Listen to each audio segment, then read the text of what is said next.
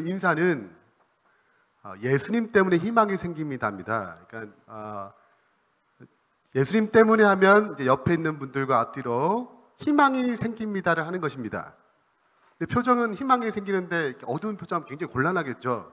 네, 그렇기 때문에 제가 예수님 때문에 하면 옆에 있는 분들 희망이 생깁니다 이렇게 인사하시면 되겠습니다.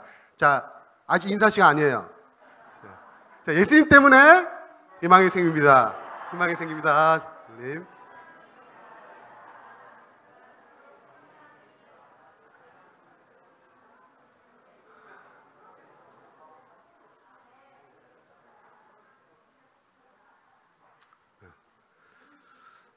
예수님 때문에 희망이 생깁니까? 네, 아멘입니다. 오늘은 구원론입니다. 우리가 첫날 인간론을 했고 둘째 날 신론을 했습니다. 셋째 날 구원론인데 우리 기본교리 28에 보면 구원론에 대한 4장이 기록되어 있습니다. 첫 번째는 대쟁투입니다. 구원을 하려면 어디서 구원하는 거죠? 죄에서 구원하기 때문에 어떻게 죄가 시작됐는지에 대해서 설명하는 첫 번째가 대쟁투입니다. 두 번째는 그리스도의 생애와 죽으심, 부활이에요. 그것은 구원을 어떻게 이루셨는가 예수님께서 그것을 자세히 다루었습니다. 이것을 객관적인 구원이라고 합니다. 그 다음에 뭐가 나올까요? 구원을 이제 뭐 해야 됩니까? 우리가 경험해야 되죠. 우리가 이제 그분이 이루신 예수님이 이루신 구원을 우리가 뭐 하는 것입니까? 경험하는 것. 그래서 구원의 경험, 이 세 번째 장입니다. 마지막 네 번째 구원론의 결론은 구원받은 다음 어떻게 해야 돼요? 이게 어떻게 되죠? 자라나야 돼요. 네, 그리스도 안에서 자라남입니다. 이것이 구원론의 네 장의 내용입니다. 이야기 하나로 시작하겠습니다. 제목은 아가씨와 쿠키예요. 책의 내용입니다. 제가 좀 읽어 드릴게요. 한 아가씨가 비행기를 타려고 제가 컴퓨터가 아니라서 조금 어색합니다. 한 아가씨가 비행기를 타려고 대기실에 왔습니다. 책을 읽으려고 기다리려고 하니까 그냥 읽기 그래서 쿠키 하나를 샀어요. 보이다시피 쿠키 하나 샀습니다. 그리고 자리에 옆에 놓고 이제 책을 읽으면서 뭘 먹는 거예요? 쿠키를 먹는 겁니다. 근데 바로 이 옆자리에 한 남자 아저씨가 옆에 앉았어요. 그 아저씨도 똑같이 책을 꺼내서 읽었습니다. 이제 아가씨가 책을 한 장씩 넘기면서 이제 쿠키를 먹는데 그 동시에 누구도 옆에 있는 아저씨도 자연스럽게 자기 쿠키 마냥 이렇게 먹는 거예요. 아무 얘기도 없이 하나 먹어도 될까 이런 말도 없이 그냥 자기 거인 것처럼 먹는 것입니다. 되게 놀랐겠죠. 속으로 딱 했습니다. 그래서 깜짝 놀랄 뿐 적절한 단어가 생각나지도 않고 기분도 좋을까 나쁠까요? 기분도 나빴습니다. 그리고 처음에 실수했겠지 이렇게 하고 이제 또 이제 책을 보다가 먹으려니까 똑같이 아저씨도 쿠키를 먹는 거예요. 무슨 생각이 떠올랐을까요? 여기 보니까 재수 없다 이 생각이 떠올랐습니다. 그리고 마음의 평정심이 깨지기 시작하는 거예요. 다시 쿠키를 먹으려고 했더니 또 남자도 쿠키를 먹는 것입니다. 해도 너무 징그러웠어요. 막 소리를 지르고 막 욕을 하고 핸드백으로 뒤통수를 때리고 싶었지만 여기가 또 사람들이 많은 곳이고 또 공항 대기실이라 민망한 거예요. 그렇게 뻔뻔하고 느끼하고 파렴치 인간이 있을까 봐 자꾸 생각이 드는 것입니다. 책을 읽어도 이제는 뭐가 안 들어와요. 책을 안 들어와요. 쿠키 언제 먹나 이렇게 생각이 드는 것입니다. 기분이 다 망쳐졌어요. 쿠키를 벌써 거의 다 먹었습니다. 한 개 남았어요. 그러자 그 남자가 한 개 남은 쿠키를 손에 들고 반을 잘라서 그 아가씨한테 손에 얹어줬어요. 너무 어이가 없죠. 그리고 아무 말도 못하고 자기 또 받아 먹었어요. 또 어떨 결에 그게 더 화가 났습니다. 아, 치욕이야, 뭐 성희롱이야, 뭐 별의별 생각이 다 들었어요. 그 막 욕을 하려고 했는데 그때 방송에서 비행기가 곧 떠나간다. 빨리 와라. 그래서 어쩔 수 없이 그냥 방송실의 소리를 듣고 비행기를 타러 갔어요. 좌석을 확인하고 짐도 올리고 핸드백을 이제 자기 무릎에 놔두고 핸드백을 열었더니 뭐가 있을까요? 쿠키가 있어, 쿠키가. 이게 뭐지? 이게 뭐지? 가만히 생각해보니까 그렇게 먹었던 쿠키가 자기 게 아니에요. 자기 거 아니에요. 누구 거예요, 누구 거? 그냥 아저씨 것입니다. 아저씨 거를 자기가 그냥 먹은 거예요, 막 내 것처럼. 순간 좀 막 민망한 거죠. 내가 그 아저씨를 먹을게 생각했어요. 재수없다, 뭐 성희롱이다, 치욕이다, 뭐 이 생각처럼 남자가 그렇게 생각하지 않았을까? 생각이 드는 거예요. 뭐 미쳤지 막 생각이 들고 또 가만히 생각해보니까 아저씨가 뭐예요? 한마디 없이 그거 내 건데 왜 드세요? 이렇게 말하지 않지. 마지막 쿠키도 어떻게 팔을 잘라가지고 이렇게 하나 드시라고 주고 굉장히 뭐예요? 신사예요. 친절하시고 정말 마음씨 좋은 배려였죠. 왜 이 아가씨의 마음이 이렇게 달라졌을까요? 왜 달라졌을까요? 쿠키 때문에 한참 뭐 했는데요? 원망했는데 한참 원망했죠. 뭐 이런 남자가 다 있나 하면서. 근데 뭘 발견한 상황에서 쿠키가 내 게 아니고 아저씨 거라는 것을 딱 발견한 순간 이 아가씨의 태도와 생각이 달라졌습니다. 그 아저씨는 정말 좋은 사람이 이제 봤더니 굉장히 나쁜 사람이었는데 갑자기 뭐가 됐어요? 정말 좋은 남자가 된 거예요. 매너 있고 신사적이고. 그 남자의 그 배려에 감사하는 마음이 생기는 것입니다. 여러분, 신앙도 동일합니다. 신앙도 누구든지 누구의 마음을 알게 되면, 자신의 마음을 알게 되면 내가 얼마나 죄인인지, 얼마나 나쁜 사람인지 그 죄의 깊이를 알게 되면 누구를 필요로 해요? 그리스도를 필요로 합니다. 세상은 기독교다 뭐 하면서 예수 그리스도를 믿는 사람을 뭘 할지 모르겠지만 진짜 우리가 뭘 알게 되면, 내가 죄인을 알게 되면 그리스도가 이루신 그 일이 얼마나 가치 있는지를 깨닫게 되는 것입니다. 그래서 구원에 있어서 가장 첫 번째 사건은, 첫 번째 일은 뭘 깨닫는 거예요? 내가 죄인임을 깨닫는 것입니다. 근데 그것이 쉬운 일이 절대 아니에요. 우리 이제 공부를 살펴보겠지만 그 일은 우리 스스로 불가능합니다. 네. 만물보다 부패한 것이 인간의 마음인데 누가 능히 이를 알리요? 모른대요. 만물보다 더 더러운 것이 뭔데요? 인간의 마음이에요. 네. 여러분, 만물보다 더 더럽다는 걸 좀 리얼하게 설명하면 이런 것입니다. 길 가다가 개똥이 보여요. 그럼 그걸 밟으면 어떠세요? 기분이 좋으세요? 상쾌하세요? 재수없다 그러죠. 뭐 이런 걸 밟았어. 이렇게 생각이 들지 않겠어요? 근데 여러분, 개똥이 생각이 있다면 개똥이 굉장히 기분 나빠합니다. 왜? 만물보다 더 더러운 것이 뭐예요? 인간의 마음이에요. 그게 뭘 밟았어요? 자기를 밟았어. 굉장히 기분 나빠하는 것입니다. 근데 우리는 그 누구도 그렇게 생각하지 않아요. 저거보다 내가 더 깨끗하다고 생각하는 것입니다. 그래서 우리는 인간의 마음이 얼마나 추악한지 잘 모르는 것입니다. 내 마음이. 근데 우리가 이것을 깨닫게 되면 그때부터 구원의 역사가 일어나는 것입니다. 첫 번째가 칭의고, 칭의와 함께 성화가 시작됩니다. 오늘 이제 그 내용을 살펴볼 텐데요. 이 칭의와 성화, 이 복음을 주제로 한 책이 있습니다. 대표적인 두 권의 책이 있어요. 66권 중에 두 권의 책이 복음, 어떻게 구원을 받고 어떻게 거룩하게 살 수 있는가를 다루는 책이, 이 주제가 두 권의 책이 있습니다. 우린 이미 고가에서 공부를 했어요. 뭘 것 같아요?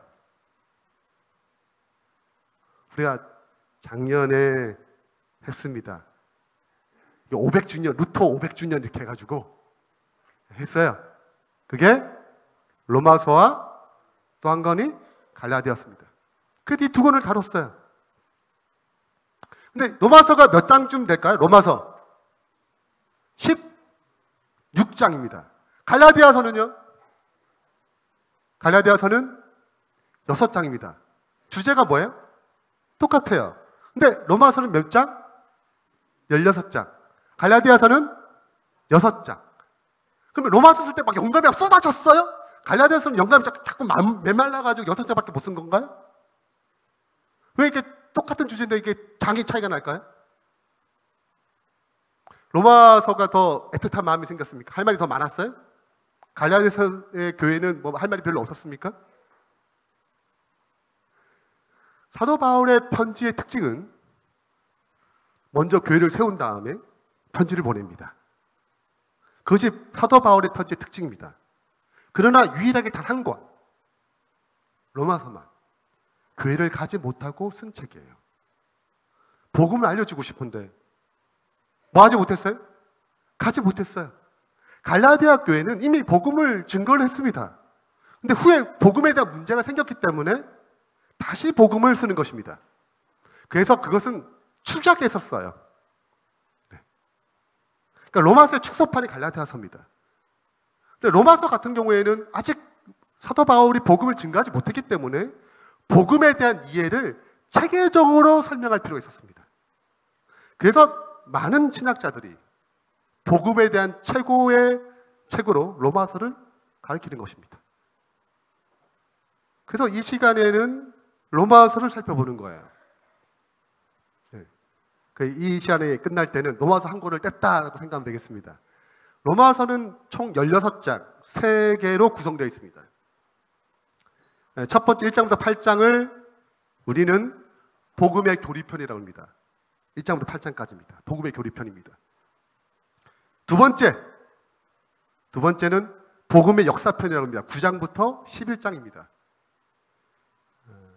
9장 11장은 복음을 거절한 유대인과 복음을 영접한 이방인들과의 하나님의 섭리를 다룬 내용이 9장부터 11장이에요.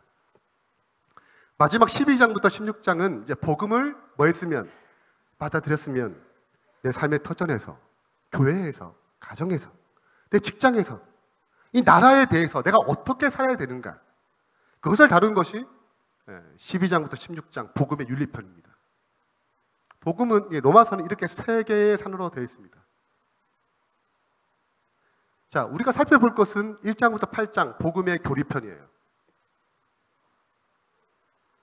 똑같이 교리편도 3개의 산으로 돼, 3개의 구조로 되어 있습니다. 첫 번째는, 여러분 복음하면 뭐가 가장 필요할까요? 예수님 영접하려면 뭘 먼저 알아야 될까요?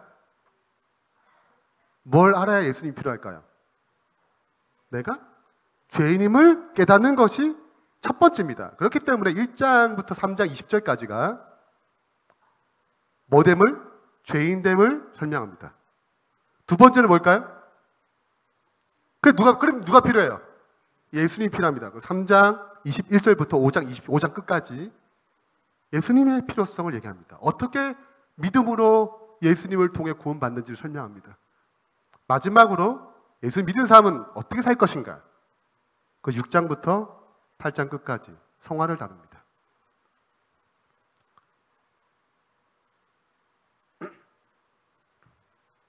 첫 번째 파트입니다. 죄인이에요. 이 내용은 모든 사람이 하나님의 심판 아래 있는 죄인임을 강조합니다. 로마서 3장 9절부터 10절에 보면 유대인이나 헬라인이나 다 어디 아래 있어요? 다 죄 아래 있다고 우리가 이미 선언하였느니라. 기록된 바 뭐가 없어요? 의인은 없나니 하나도 없습니다. 더 중요한 것은 이걸 깨닫는 자도 없어요. 아는 자가 없다는 것입니다. 누가 능히 이를 알리요? 모른다는 거예요.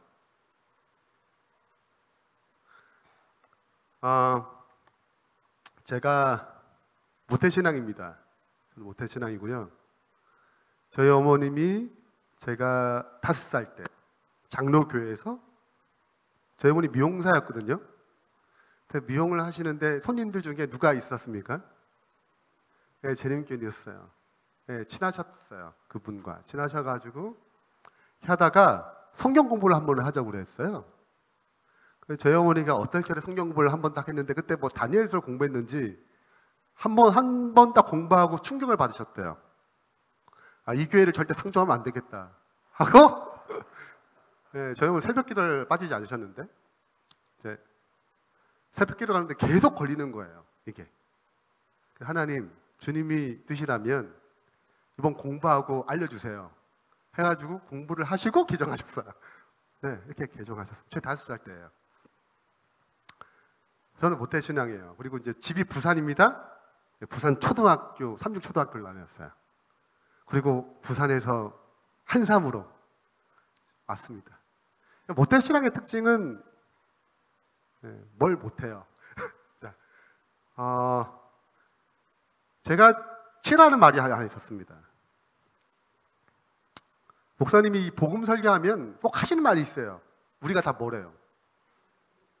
너무 듣기 싫은 거예요. 또 어떤 죄인이에요? 뭐 둘째 사망, 뭐 죽을 죄인이에요. 내가 뭘 그렇게 잘못한 건 있는데 뭐 둘째 사망을 주셔? 네? 아 그리고 내가 뭐 선택해서 죄인이 된 거예요? 태어나 보니까 뭐가 됐어요? 아 그리고 뭐 태어나자 뭐 한 것도 없는데 뭐래요? 죄인 취급하고 뭐 사망이고 아 이게 뭐야? 네, 병 주고 약 주고 뭐 이런 건가? 그래서 우리 살펴보겠지만 하나님의 공평성에 대해서 의문이 생겼습니다. 네. 그리고 나 잘 모르겠어요. 내가 그렇게 죽을 죄인인가를 깨닫지 못하는 것입니다. 제가 고등학교 2학년 초에 제가 이제 뭐 안식일 또 좀 설명하겠지만 제가 초등학교 6학년 때 류마티스 열에 걸렸어요. 뭐 한 2달 정도 학교를 못 갔습니다. 그게 이제 고등학교 2학년에 다시 재발한 거예요. 그래서 이제 학교를 휴학기를 냈습니다. 그래서 제가 결심했어요. 저는 그렇게 나쁜 것도 아닌데 제가 굉장히 착하게 생겼잖아요. 예, 웃으시는군요. 근데 그냥 뭐 무난하게 잘 지냈습니다. 예, 공부도 꽤 했어요. 그래서 저는 개인적으로 결심했습니다. 내가 대학 가면 누구를 믿지 않겠다고? 네, 지금은 고등학교 어쩔 수 없이 부모님 밑에서 신앙을 하지만 제가 아픈 후로부터 야 하나님이 계시면 이렇게 하면 안 되지 이런 생각이 들었어요. 그래서 하나님을 버리기로 결정하고 뭐 하나님의 존재를 부인할 만한 대체가 있어야 되잖아요. 그래서 진화론을 믿기로 했습니다. 제가 복학을 했어요. 그래가지고 신앙 좋은 애들은 그런 걸 설명하면 잘 안 넘어가요. 신앙이 애매모호한 애들 있잖아요. 그런 애들 내가 생각해 보니까 이렇게 쭉 설명하면서 진화론이 맞는 것 같아. 이렇게 전도하고 그랬어요. 네. 근데 이런 저에게도 이게 죄인지 알지 못하. 이게 바른 합리성이다. 이게 바람직한 생각이다라고 생각했던 저에게도 뭐가 비춰지니까 하나님의 빛이 비춰지니까 이게 죄인일 수 없는 거예요. 제가 고등학교 2학년 때에 추계 기도줄입니다. 이제 하나님 안 믿기로 했으니까 제가 어떻게 행동할 거냐면 항상 이런 시간이 있잖아요. 삼국삼육도 뭐가 있어요? 춘계 기도줄이 있고 추계 기도줄이 있어요. 그때 저는 뭐 했을까요? 그 시간에 깨어있는 게 너무 아까운 거예요. 그 시간에 뭐 해도 고등학교 2학년이고 끝물입니다. 제가 또 나름대로 목표가 있었거든요. 그러니까 뭐 해야 돼요 그때? 자야 돼요. 그때는 잠자는 시간. 설교하는데 잠자요. 제 마음이 얼마나 강팍한지 아시겠죠? 근데 어떤 하는 섭리가 과정의 섭리가 있었는데 여하튼 제가 이제 목요일 날쯤에 또 한삼에 다녀보면 열성분자가 있습니다. 꼭 이렇게 하나님이 진짜 계신 것처럼 살아가는 사람들이 있어요. 네, 걔네들이 모여가지고 내일 금요일이 반으로 하는 기도회를 한대요. 반에서. 그걸 미리 준비한다고 뭐 간증 같은 거 한대, 자기들끼리. 그걸 연습 삼아 하는 거예요. 네, 한번 하고 이 분위기를 붙잡아서 내일 터뜨리자, 뭐 이런 것입니다. 근데 그 담임께 허락을 받고 그 공부 시간에 한 파트를, 한 시간 정도를 이렇게 썼어요. 갈 사람 다 가고. 저는 이제 상황상 이제 어떻게 거기 있을 수밖에 없는 상황이 생겼습니다. 그리고 자기 나름대로 간증하는 거예요. 하나님이 계시다. 내가 만난 하나님.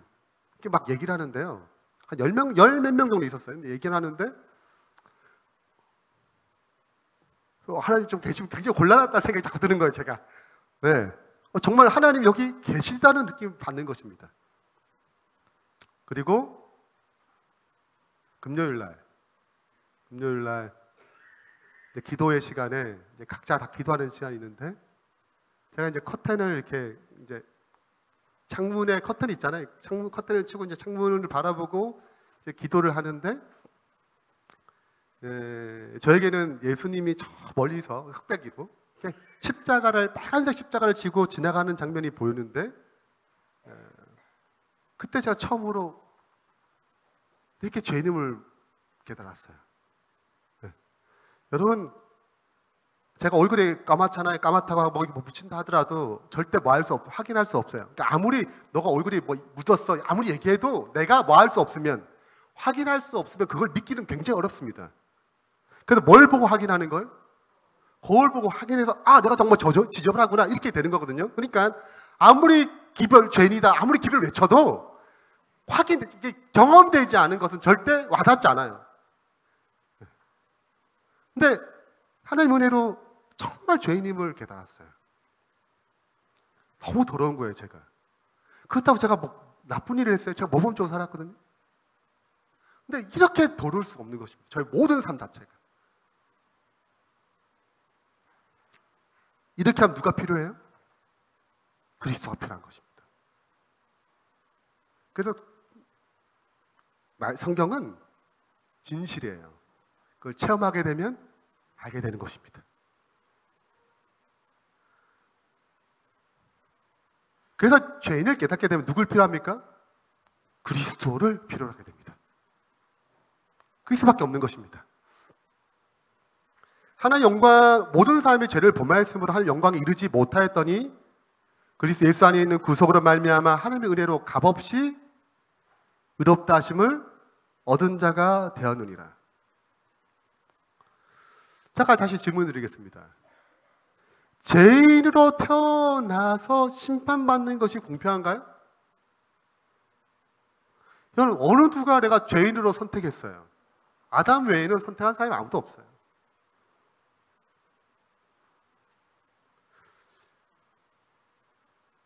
로마서 5장 12절부터 21절까지는 로마서의 백미에 해당됩니다.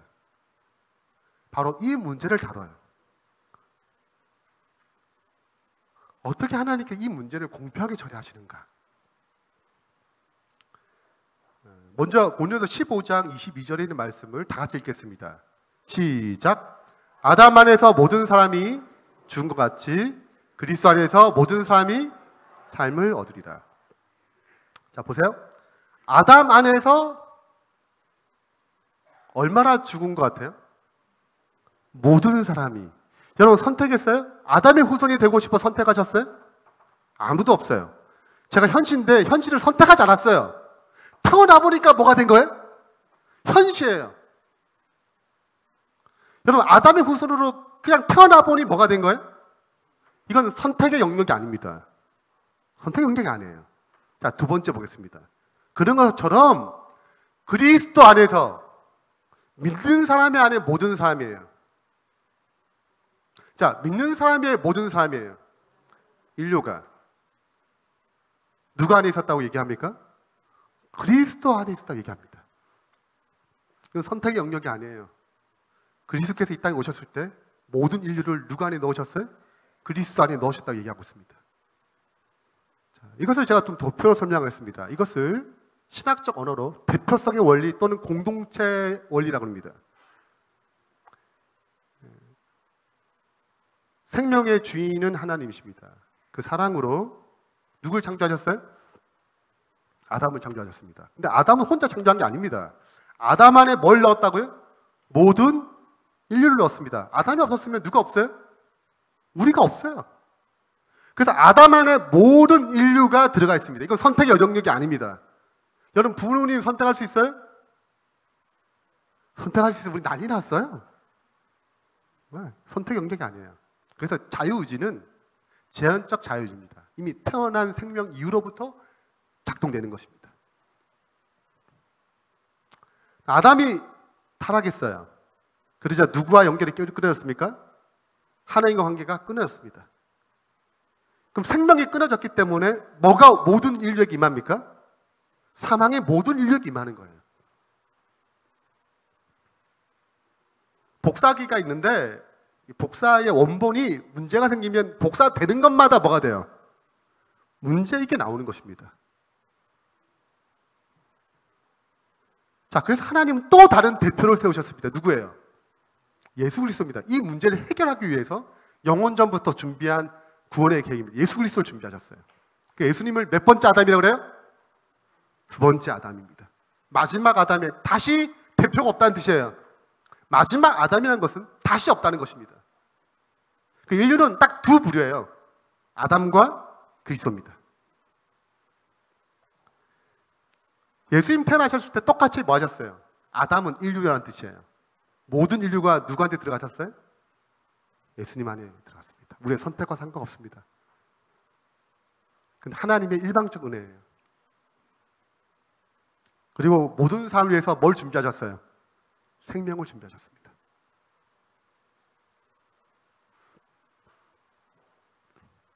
자, 이것을 로마서는 보다 더 구체적으로 설명합니다. 로마서 5장 18절에 보시면 그런즉 한 범죄로 아담입니다. 많은 사람이 어디 이르렀어요? 정죄에 이른 것 같이 의의 한 행동 예수로 말미암아 많은 사람이 뭘 얻었어요? 의롭다 하심을 받아 생명이 이르렀습니다. 자, 제가 죄인 된 것, 정죄 당한 것이 내 행동이에요? 아담의 행동이에요? 아담의 행동이에요. 우리는 죄로 태어났기 때문에 죄를 발생합니다. 근데 똑같은 방식으로 예수님의 의로운 행동으로 많은 사람, 모든 사람을 얘기합니다. 모든 사람이 뭘 받을 수 있게 했어요? 의롭다 하심을 받을 수 있겠습니다. 누구의 행동이에요? 의롭게 되는 것이. 내 행동을 봐서 확인하는 거예요? 예수님의 행동을 보고 확인하는 거예요? 예수님입니다.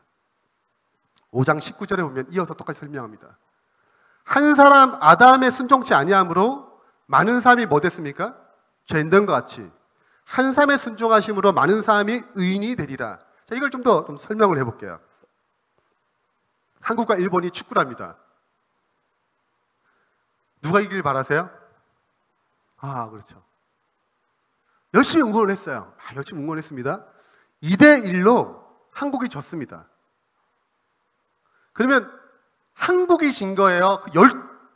11명이 진 거예요? 예? 누가 진 거예요? 한국이 진 거예요? 걔네들이 진 거예요? 한국이 진 거예요. 그들은 대표예요. 그들이 진 것은 곧 누구한테 영향을 미칩니까?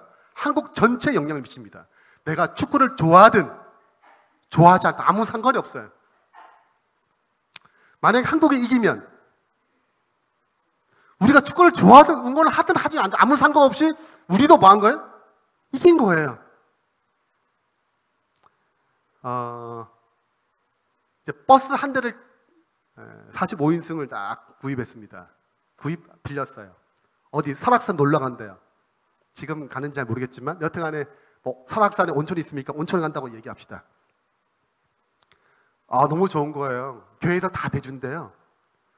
그리고 막 풀코스로 막 다 해준다고 해서 이제 탔습니다. 다 갔어요.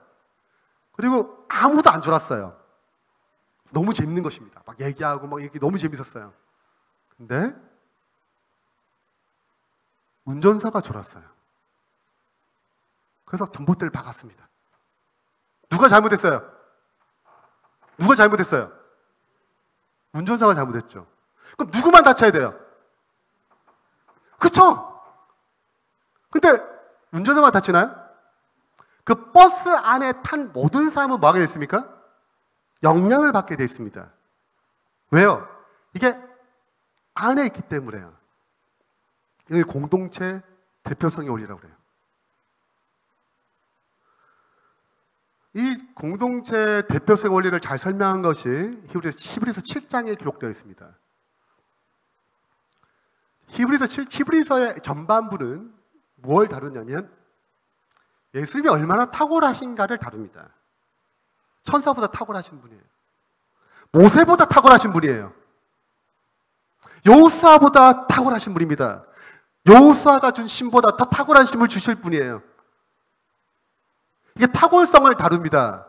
그 다음에 레위 계열의 제사장이 탁월한가? 아론 계열이죠. 그리고 멜기세덱의 반차를 쫓아 제사장이 되셨잖아요. 누가 더 높은가? 이걸 다루는 내용이 히브리서 7장입니다. 여러분 줄을 쓴다는데 국회의원에게 줄을 쓰고 싶으세요? 대통령에게 줄을 쓰고 싶으세요? 대통령이죠. 왜요? 더 높으니까. 그래서 히브리서 7장은 예수님이 이 제사장, 예수님의 제사장, 멜기세덱의 이 반차를 쫓은 제사장이 훨씬 더 탁월하기 때문에 여러분이 이제 누굴 쫓아야 됩니다? 이 땅에 있는 레위 지파의 제사장이 아니고 하늘에 계신 멜기세덱의 반차를 쫓은 예수님을 쫓아야 됩니다를 설명하는 방식이 히브리서 7장이에요.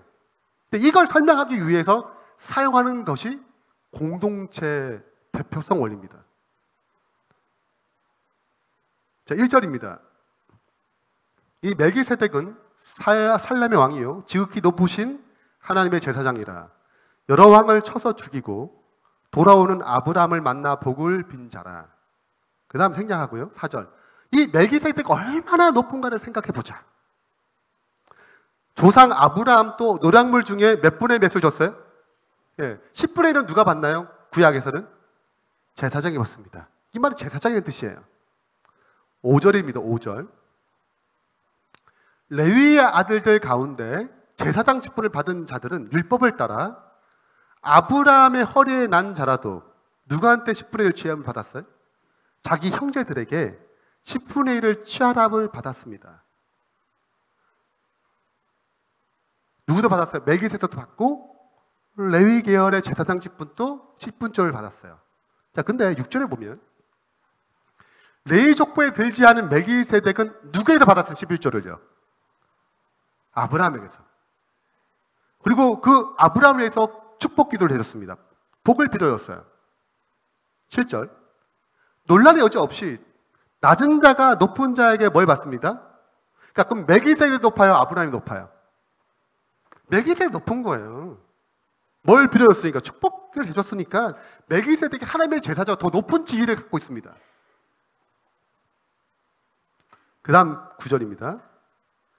또한 10분의 1을 받은 레위도 아브라함으로 말미암아 뭘 바쳤다고요?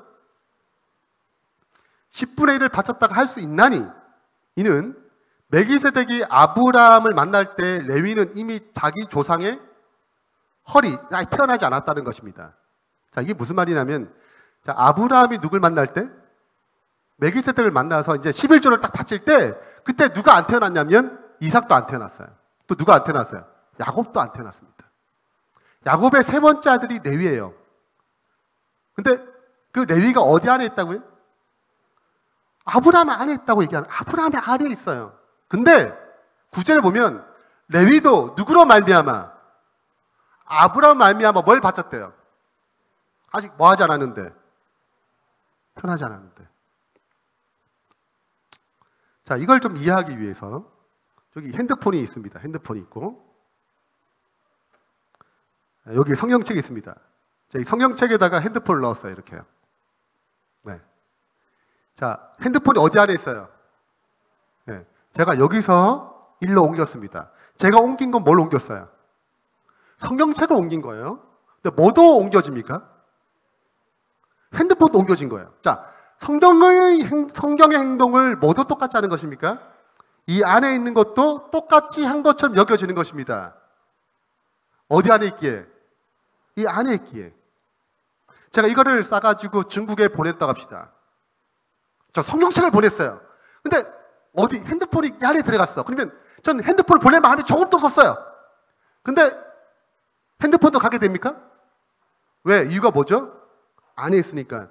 그러므로 안에 있다는 표현은 굉장히 중요한데 사도 바울 서신의 그리스도 안에 그리스도를 말미암으면 굉장히 중요한 표현입니다.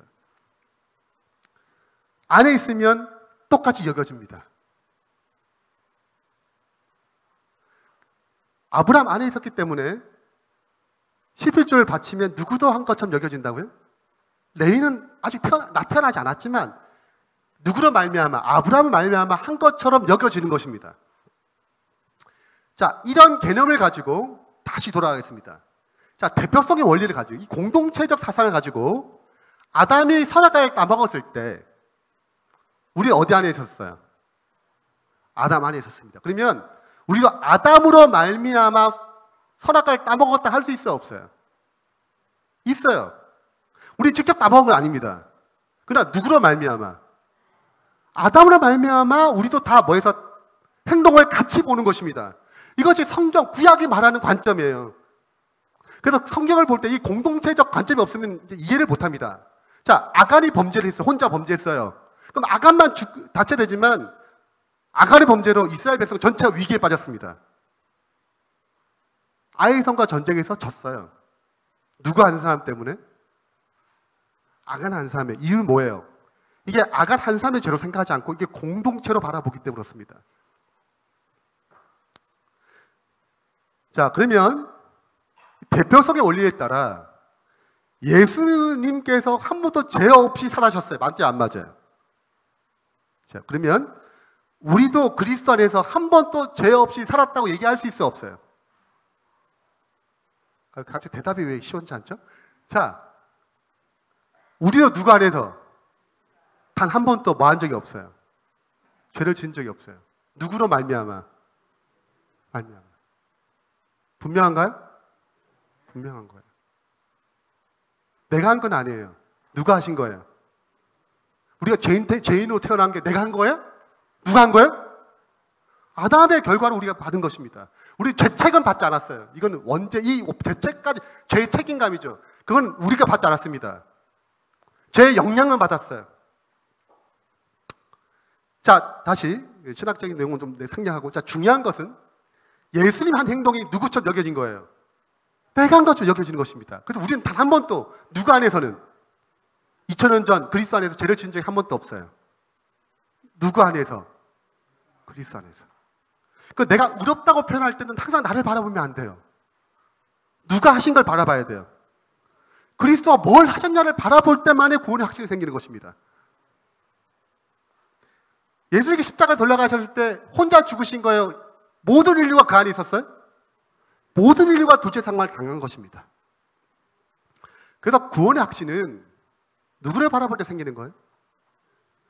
그리스도를 바라볼 때, 나의 어떠함이 아니고 그리스도를 바라볼 때만이 생겨요. 누가 당신 구원받았습니까? 라고 물으면 뭘 먼저 생각해요? 아, 오늘 남편과 싸우는데, 오늘 성경책 기도도 안 받는데, 나의 어떠함을 보는 것입니다. 나의 어떠함을 보게 되면 그걸 뭐라 하냐면 행함으로 말미암아 구원받고자 하는 거예요. 내가 오늘 신앙이 참 좋아. 오늘 요즘 내가 기도도 빠짐없이 새벽기도 참석하고 오늘 너무 은혜 충만해. 그때 딱 뭘 물으면 좋겠어요?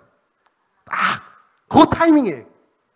근데 구원은 이렇게 얻지, 성경 전체는 구원은 나의 어떠함으로 얻는 것이 아닙니다. 누구 때문에 얻는 거예요? 그리스도가 이루신 것 때문에 얻는 것입니다. 여기 내가 어떤 상황에 있든 누굴 바라봐야 돼? 네, 종려의 계단에 있게 기도하고 있어요. 우리가 구원받은 다음에 실수할 수 있어요. 넘어지기도 합니다. 죄에 빠질 수 있어요. 다윗이 밧세바를 뭐한 것처럼, 범한 것처럼 우리도 넘어질 수 있습니다. 그때 사단이 속삭입니다. 너 같은 사람이 어떻게 구원받겠냐 이거예요. 너는 구원 못 받아. 라고 뭐 할 때, 속삭일 때 이렇게 얘기하라고 했어요. 뭐라고 얘기해야 돼요? 예수님은 누구 같은, 나 같은 죄인을 구원하러 오셨어요.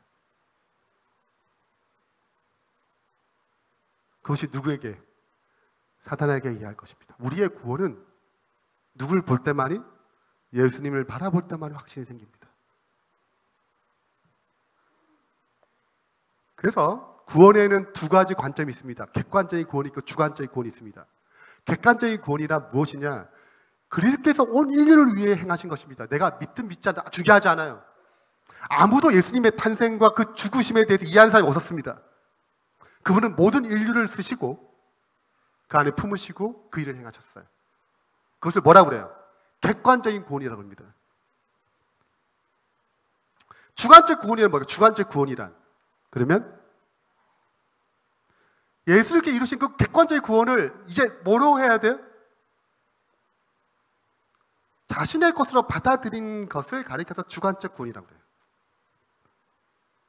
이제는 선택입니다. 우리는 아담이 범죄한 것으로 아무도 심판받지 않아요. 요한복음 3장 18절에 믿는 자는 심판을 받지 아니하고 믿지 아니한 자는 이미 심판이 벌써 임하였느니라고 그랬어요. 그러므로 우리의 심판의 기준은 율법을 얼마나 잘 지켰냐 잘 지켰냐가 아니고 그리스도를 뭐 했냐? 믿냐 믿지 않느냐가 기준이에요. 그래서 그 누구도 아담의 범죄로 내가 죄인으로 태어나서 멸망받는 사람 아무도 없습니다. 전 인류상 아무도 없어요.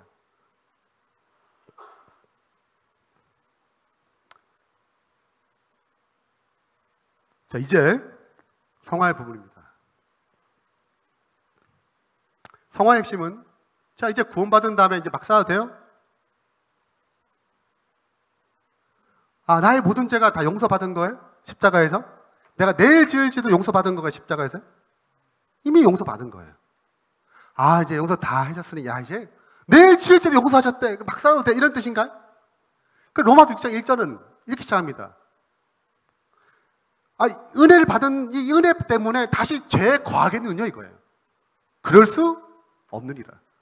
진짜 거듭나게 되면, 진짜 구원의 가치를 알게 되면 그럴 수 없다는 거예요. 자, 그러면 어떻게 이 거룩함을 얻을 수 있는가? 어떻게 율법을 회복할 것인가? 어떻게 율법을 지킬 수 있는가? 이것이 6장부터 8장 끝까지 다룬 내용입니다. 자, 구원받았어요. 그럼 어떻게 죄에서 승리한 삶을 살 수 있을까요? 어떻게 행복의 본질인 율법을 지킬 수 있을까요? 이것이 구원받은 자의 고민인 것입니다. 로마서 6장은 이렇게 시작합니다. 핵심 원리가 있어요. 우리가 알거니와 우리의 옛사람이 누구와 함께 못 박혔어요? 예수와 함께 십자가 못 박힌 것은 죄의 몸이 죽어 다시는 죄에게 종노를 하지 않게 하려면요. 자, 죄의 종노를 하지 않으려면 어떻게 해야 돼요? 예수님과 함께 뭐 해야 돼요? 십자가에 못 박혀야지 됩니다. 아, 죽어야지. 자가 죽어야 돼. 이렇게 해서 죽어집니까, 여러분? 네? 근데 분명한 것은 어떻게 해야지 죄에서 벗어나요? 죽어야 벗어납니다. 그 다음, 이는 죽은 자가 죄에서 벗어나 의롭다 하심을 얻었습니다. 만약 우리가 그리스도와 함께 죽었으면 다시 또 뭐가 있어요? 이어서 그와 함께 살 줄 믿노니. 왜 꼭 같이 죽어야 돼요? 그냥 내일은 안 되나요? 왜 그리스도와 함께 죽어야 되는가? 왜 그리스도로 살아야 되는가? 이제 내가 사는 것이 아니요 왜 그리스도로 살아야 되는가? 왜냐하면 나는 뭘 순종할 수 없어요?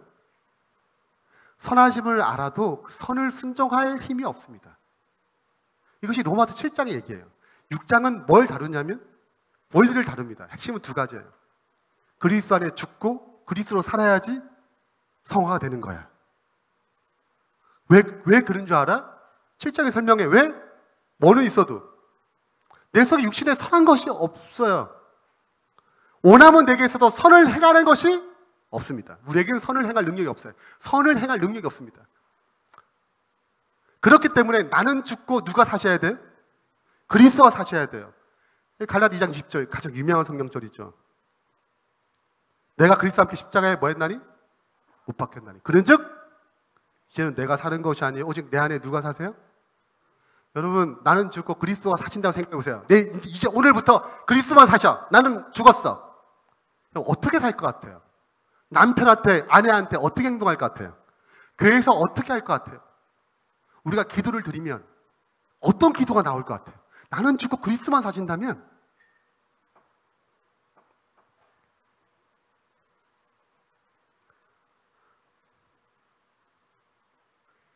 여러분, 한 나라에서 강도에게 10년형을 내렸습니다. 또 한편의 강도에게는 사형을 내렸어요. 10년형을 내린 이 강도는 무슨 생각이 있는 거예요? 10년 정도 살면 어떻게 할 것 같아요? 정신 차리고 다시 잘 살 거야 라고 기대가 있는 거예요. 국가가요. 사형을 내린 사람은 걔는 살아도 뭐 하지 않아요? 도움이 안 되는 것입니다. 자, 그러면 하나님의 우리를 보실 때 10년형이에요? 사형이에요? 헷갈리기 시작하는가요? 사형이에요? 확실한가요? 네, 그래서 뭐 했어요? 그리스도와 함께 죽였습니다. 나라는 존재는 내 힘으로 그리스도 일을 하려고 그러면 언제나 문제만 생겨요. 내가 섞이기 시작하게 되면 문제가 발생합니다. 그래서 뭘 이룰 수 없어요? 이 육적, 이 죄로, 몸된 이 죄된 몸을 가지고 뭘 이룰 수 없습니까? 그리스도 일을 이룰 수가 없어요. 그래서 뭐로 처리하는 것입니까? 죽음으로 처리하는 것입니다. 자, 그러면 한 가지. 죽어야 되잖아요. 여러분, 말씀 보고 기도하면 그게 말씀과 기도는 성화의 도구지 성화의 원리가 아닙니다. 원리와 도구를 분리하셔야 돼요. 도구는 아무리 여러분 말씀 보고 기도해도 승리하는 것은 아닙니다.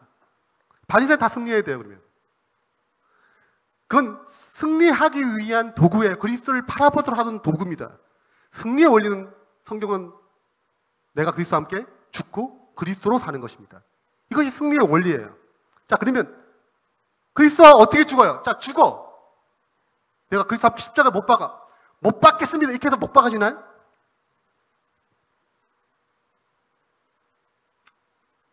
어떻게 못 박는 거예요? 어떻게 그리스도와 함께 죽습니까? 나를 쫓으려면 자기 십자가를 지고 자기 십자가 지는 것이 곧 죽음입니다. 그럼 어떻게 가능한가요? 여러분, 죽음은 죽게 되면 특징이 뭔지 아십니까? 아무것도 안 하는 것입니다. 아무것도 안 해요. 똑같습니다. 우리가 영적으로 죽는다는 것은 뭘 포기하는 거예요? 내 자신의 생각, 방법, 힘 다 내려놓습니다. 아, 하나님, 내가 이번에 좀 더 기도했으면 이길 수 있었을 텐데, 내가 조금만 뭔가 했으면 내가 성경을 좀 더 봤으면 내가 분명히 이길 텐데, 이거 다 잘못된 방식이에요. 성령의 기도가 분명히 도움을 줍니다. 그러나 원칙은 한 가지예요. 똑같습니다. 내가 할 수 없는 걸 누가 이루시는 것입니까? 그리스도가 이루는 거예요. 그럼 죄인이 의롭게 되는 것이 할 수 있나요? 인간의 힘으로? 똑같아요. 죄에서 이기는 방식도 똑같습니다. 내가 할 수 없는 것을 누가 이루시는 거예요? 그리스도가 이루시는 것이 성화의 방법입니다. 그래서 칭의와 성화는 방법이 똑같아요. 다른 게 아닙니다. 내가 할 수 없는 걸 누가 이루시는 거예요? 그리스도가 이루도록 하는 것입니다. 제가 이제 제자 훈련하다가 한 집사님을 만나게 됐어요. 그 집사님은 신실하신 집사님이세요. 근데 남편과 이혼할 생각이 있습니다. 애들만 대학교 보내고 애들만 좀 자유롭게 되면 내가 이 남편 꼭 이혼하리라. 그럴 마음을 자꾸 문득부터 드는 거예요. 잘못된 마음인지 알고도 남편이 안 믿어요, 신앙을. 어떻게 하냐? 술 마시고 새벽에 들어와서 새벽 한 2시 한참 잘 때잖아요. 깨워. 그리고 폭력을 하지 않지만 계속 얘기해요. 자면 또 깨워. 다음날 일을 못해요.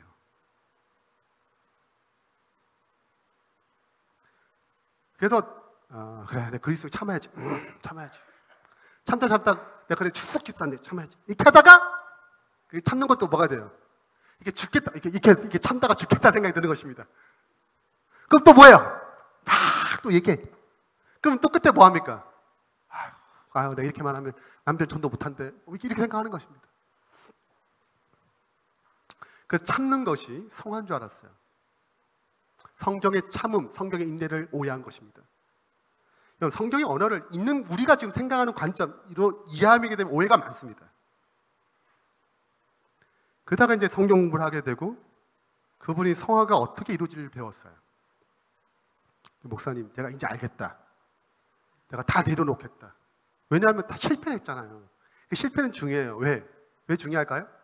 내가 할 수 없음을 알아야 그 다음에 노력하지 않습니다. 스스로 변화하려고 노력하지 않아요. 내가 다 포기하겠다 이제. 누구밖에 없다? 예수밖에 없다. 그날 남편이 안 들어왔어요. 기도를 했습니다. 하나님, 남편 분명히 새벽에 깨울 텐데 지긋지긋하다. 나는 뭐 할 수 없다? 여기에 대체할 힘이 없다. 내가 모든 노력을 다하고 애써도 봤지만 안 되더라. 이제는 진짜 포기합니다. 이게 죽음이에요. 이게 진짜여야 돼요. 가짜로 죽는 건 효과가 없습니다. 진짜 죽고 누굴 믿어야 돼요? 근데 주님은 가능하지 않냐? 주님을 믿습니다. 이거를 받아들였어요. 잤습니다. 제가 간증 드는 거예요. 남편이 새벽 2시에 깨워요. 딱 일어났습니다.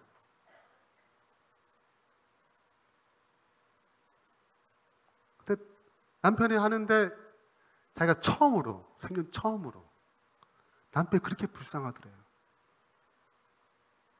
여러분, 이런 마음이 들어올 때 무슨 생각이 드는지 아세요?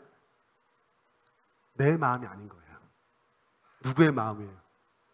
그리스도의 마음이니. 그리스도의 마음이에요. 이건 자기가 경험상 이런 마음이 든 적이 없었거든요. 그리고 불쌍한 마음으로 다 들어줬대요. 자기도 들으면 신기했대요. 뭘 체험한 거예요? 성화가 무엇을 체험한 것입니다. 여러분, 우리의 그리스도의 길은 길이 있고 문이 있는 게 아니에요. 우리는 길에 가다가 문 만나잖아요. 좁은 문으로 들어가라, 그 다음에 길이에요. 좁은 길로 걸어가는 것입니다. 문을 통과하고 길을 걸어가는 거예요. 우리는 좁은 문이에요. 그리스도를 체험하는 것입니다. 그걸 경험하게 되면 이제 이 원리로 살아가는 거예요. 이런 체험으로 넘어질 수 있지만 방식은 똑같습니다. 누굴 의지함으로? 나는 죽고 그리스도가 살아가심으로 이겨요. 그래서 내 삶의 변화가 내 자랑이 될 수 없습니다. 누가 하신 거기 때문에? 그리스도가 하신 것 때문에요. 우리 하늘 올라가게 되면 이거 마치겠습니다. 우리는 예수님이 다 면류관 하나씩 세워줘요. 잘했다. 충성된 종아 다 씌워줄 겁니다. 좋아요, 나빠요? 사진기 있으면 사진도 한번 찍고 인증사도 좀 한번 하고 그렇지 않겠어요? 감사하다고 싹 갔는데 생각하는 것입니다. 가만히 생각해 보니 내가 구원받은 것도 누가 역사하신 거예요? 내가 한 게 그분이 하신 거예요. 난 그걸 받아들일 뿐이에요. 성화도 누가 이루신 거예요? 그분이 이루셨습니다. 이게 내게 아니고 누구 거예요? 가만히 보니까 이 면류관이 누구 거예요? 그리스도 거예요. 다시 이거 면류관을 누구께 돌려드립니까? 그리스도께 돌려드린 것입니다. 이것이 성경에 나오는 하늘에서 드리는 면류관입니다. 오늘 우리 모든 삶 가운데 이런 칭의와 성화 가운데 일어나는 예수 그리스도를 붙잡고 승리하는 주의 신실한 백성 되길 바라면서 말씀 마치겠습니다.